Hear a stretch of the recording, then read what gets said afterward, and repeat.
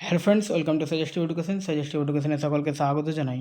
SSC GD 2026-এর জন্য যে আমরা স্ট্যাটিক জিকে প্র্যাকটিস করছিলাম, তো আমাদের চ্যাপ্টার 5 হয়েছিল, আজকে চ্যাপ্টার 6 হবে পুরস্কার ও সম্মাননা। তো পুরস্কার ও সম্মাননার আজকের প্রথম কোশ্চেন হচ্ছে, গীতাঞ্জলি গ্রন্থের জন্য সাহিত্যে নোবেল পুরস্কার প্রাপ্ত প্রথম ভারতীয় কে? তো আমরা বই ও লেখকে আমরা পড়েছিলাম যে গীতাঞ্জলি লিখেছেন কে? রবীন্দ্রনাথ ঠাকুর। তাহলে সাহিত্যে প্রথম নোবেল পুরস্কারও পেয়েছেন তিনি গীতাঞ্জলি গ্রন্থের জন্য। সালটা ছিল কত? 1913 সাল। অপশন বি অ্যান্সার, ঠিক আছে। তো রবীন্দ্রনাথ ঠাকুর 1913 সালে সাহিত্যে নোবেল পুরস্কার প্রাপ্ত প্রথম ভারতীয় এবং প্রথম এশীয় ছিলেন। তার কাব্যগ্রন্থ গীতাঞ্জলির জন্য তিনি সম্মান পান। তিনি নিজেই কবিতাগুলি ইংরেজিতে অনুবাদ করেন এবং ডব্লিউ.বি. এইটস ভূমিকা লেখেন। এই সাফল্য ভারতীয় সাহিত্যকে বিশ্বমঞ্চে তুলে ধরে। নিচের কোন পদ্ম পুরস্কার প্রাপ্ত ব্যক্তি তাদের ক্ষেত্র ও রাজ্যের জোড়াটি সঠিকভাবে মেলানো হয়েছে? তো দুফবুর নাগেশ্বর রেড্ডি জনসেবা, জগদীশ সিং খেহর শিল্প, কুমুদিনী রজনীকান্ত লাখিয়া চিকিৎসা, এম.টি. বাসুদেবন নায়ার সাহিত্য শিক্ষা। তো এম.টি. বাসুদেবন নায়ার সাহিত্য শিক্ষা, এটা সঠিকভাবে মেলানো হয়েছে। এম.টি. বাসুদেবন নায়ার একজন বিখ্যাত মালায়ালাম সাহিত্যিক ও চিত্রনাট্যকার। তিনি রান্ডামুঝম এর মতো কাজের জন্য পরিচিত। তিনি পদ্মভূষণ 2005 এবং জ্ঞানপীঠ পুরস্কার প্রাপ্ত। দ্রোণাচার্য পুরস্কার সম্পর্কে নিচের কোন বিবৃতিগুলি সঠিক? নগদ পুরস্কার 10 লক্ষ টাকা এবং সোনার মূর্তি।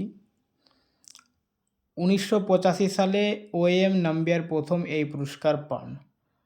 তো এখানে 2 নম্বরটা সঠিক রয়েছে, 1985 সালে ও.এম. নাম্বিয়ার প্রথমে পুরস্কার পান, কিন্তু 1 নম্বরটা ভুল রয়েছে। তো আমাদের অ্যান্সার হবে অপশান বি। বিবৃতি 2 সঠিক, কারণ 1985 সালে প্রতিষ্ঠিত এই পুরস্কার প্রথম পান ও.এম. নাম্বিয়ার। আর বিবৃতি 1 ভুল, মূর্তিটি সোনার নয়, ব্রোঞ্জের এবং নগদ পুরস্কার বিভাগ ভেদে ভিন্ন, 10 বা 15 লক্ষ টাকা হয়। সঙ্গীত নাটক একাডেমি ফেলোশিপের নগদ পুরস্কারের পরিমাণ কত? তো অ্যান্সার হচ্ছে 3 লক্ষ টাকা। Option B. সঙ্গীত নাটক একাডেমির ফেলোশিপ একাডেমি রত্ন হলো সর্বোচ্চ সম্মান। এতে 3 লক্ষ টাকা, তাম্রপত্র, অঙ্গবস্ত্র দেওয়া হয়। এটি সঙ্গীত, নৃত্য, নাট্যকলায় বিশেষ অবদানের জন্য দেওয়া হয়।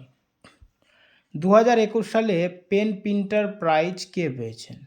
তো পেন প্রিন্টার প্রাইজ পেয়েছেন টসিত সি ডাঙ্গারেমঙ্গা, ঠিক আছে। Option D. ডেভিড ডিকসন পুরস্কার কাকে প্রদান করা হয়? ডেভিড ডিকসন পুরস্কার সেরা খেলোয়াড়কে দেওয়া হয়। Option B. ডেভিড ডিকসন পুরস্কারটি কমনওয়েলথ গেমসে সেরা খেলোয়াড়কে প্রদান করা হয়। এই পুরস্কারটি 2002 সালে ম্যানচেস্টারে প্রবর্তিত হয় এবং কমনওয়েলথ গেমস ফেডারেশনের প্রাক্তন সম্মানসূচক সচিব ডেভিড ডিকসনের স্মরণে দেওয়া হয়। খেলোয়াড়ের অসাধারণ পারফরমেন্স, ফেয়ার প্লে এবং দলের প্রতি অবদানের ভিত্তিতে পুরস্কার দেওয়া হয়। ভারতে শুটার সমরেশ জাং 2006 মেলবোর্ন কমনওয়েলথ গেমসে এই পুরস্কার পান। 2022 সালে কোন ফরাসি লেখক নোবেল পুরস্কার পান? তো 2022 সালে অ্যানি এরনাক্স এই পুরস্কারটি পান, নোবেল পুরস্কার পান, ঠিক আছে। 2022 সালে সাহিত্য ক্ষেত্রে নোবেল পুরস্কার পান অ্যানি এরেনাক্স। সুইডিশ একাডেমি তাকে সম্মানিত করে ব্যক্তিগত স্মৃতির সামাজিক বিশ্লেষণ তুলে ধরার জন্য। তার বিখ্যাত রচনাগুলির মধ্যে রয়েছে দ্য ইয়ার্স এবং হ্যাপেনিং। তিনি প্রথম ফরাসি মহিলা যিনি এই পুরস্কার জিতেছেন। এপিজে আব্দুল কালাম কোন বছরে ভারতরত্নে সম্মানিত হন? তো এপিজে আব্দুল কালাম 1997 সালে ভারতরত্ন পান। Option B. APJ Abdul Kalam 1997 সালে ভারতরত্নে ভূষিত হন। তিনি ভারতের ক্ষেপণাস্ত্র কর্মসূচি IGMDP ও প্রতিরক্ষা প্রযুক্তির উন্নয়নে গুরুত্বপূর্ণ অবদান রাখেন। এর আগে তিনি পদ্মভূষণ 1981 সালে পান এবং পদ্মবিভূষণ 1990 সালে পান। নিম্নলিখিতদের মধ্যে কে নোবেল শান্তি পুরস্কার পেয়েছেন? তো কৈলাস সত্যার্থী, অমর্ত্য সেন, সুব্রমণ্যম চন্দ্রশেখর আর ভেঙ্কটরামান রামাকৃষ্ণন। তো এখানকার মধ্যে কৈলাস সত্যার্থী ইনি শান্তিতে নোবেল পুরস্কার পেয়েছেন, ঠিক আছে, নোবেল শান্তি পুরস্কার পেয়েছেন কৈলাস সত্যার্থী। কৈলাস সত্যার্থী 2014 সালে নোবেল শান্তি পুরস্কার পান। তিনি পাকিস্তানের মালালা ইউসুফজাইয়ের সঙ্গে এই পুরস্কার ভাগ করে নেন। শিশু শ্রমের বিরুদ্ধে সংগ্রাম এবং শিশুদের শিক্ষার অধিকার রক্ষার জন্য তিনি এই সম্মান পান। অমিতাভ বচ্চন কোন বছরের জন্য দাদা সাহেব ফালকে পুরস্কার পান? তো অমিতাভ বচ্চন 2018 সালে দাদা সাহেব ফালকে পুরস্কার পান। অমিতাভ বচ্চন 2018 সালের জন্য দাদা সাহেব ফালকে পুরস্কার পান, প্রদান করা হয় 2019 সালে।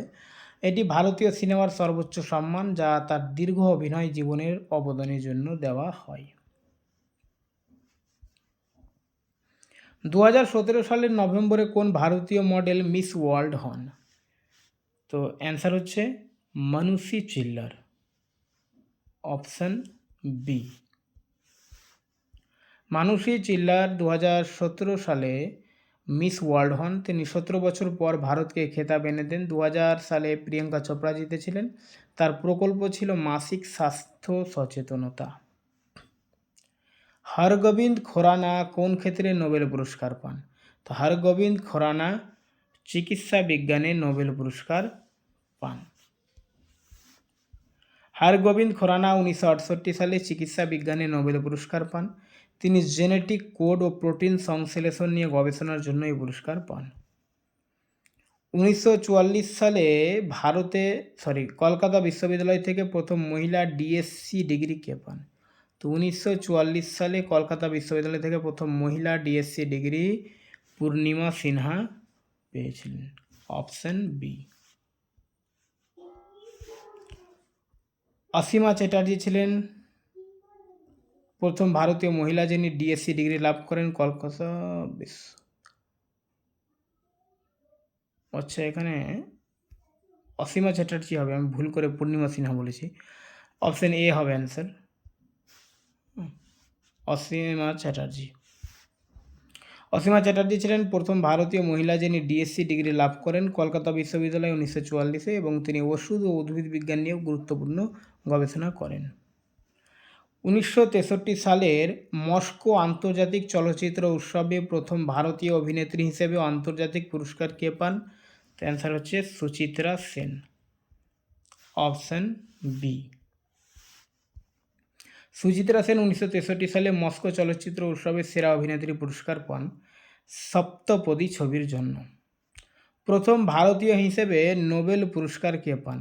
তো প্রথম ভারতীয় হিসেবে নোবেল পুরস্কার পেয়েছেন রবীন্দ্রনাথ ঠাকুর।